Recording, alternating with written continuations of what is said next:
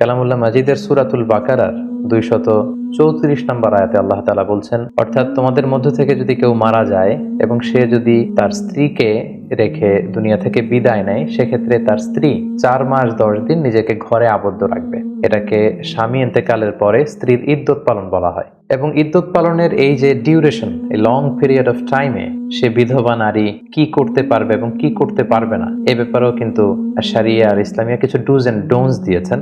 অর্থাৎ এই 4 মাস 10 দিনের লম্বা সময়কালে কোনো বিধবা নারী কোনো রঙিন কাপড় পরতে পারবেন না। ওয়ালা সাওবা আসবিন, এমব্রয়ডারি করা, ডিজাইন করা কোনো জামা কাপড় তিনি পরবেন না। ওয়ালা তাকতাহিল, এবং সে নারী চোখে কাজল ব্যবহার করবেন না। ওয়ালা তুমশিত, সৌন্দর্য বর্ধনের জন্য চুল আঁচড়াতে পারবেন না।